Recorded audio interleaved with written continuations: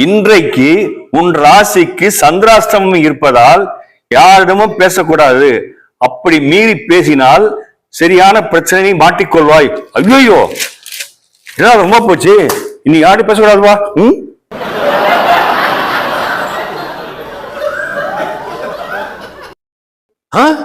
ஐயோ ஐயோ வந்து நிக்கிறா, சந்திராஷ்டமம் வேலை செஞ்சிட்டு போல இருக்க. என்னங்க உங்களை தாங்க, காது கேட்கலையா? முகத்தை திருப்பி பாருங்க. நம்ம பேசாம இருந்தா கூட இவ விட மாட்டா போல இருக்க. வீட்டுல சும்மா தானே இருக்கீங்க, கடைக்கு போய் என்னோட பழைய கொலுச மாத்திட்டு வந்துடலாம். அப்படியே என் மோதிரம் கூடி பழைய டிசைன் ஆயிடுச்சு, அதையும் மாத்திட்டு வந்துடலாம்.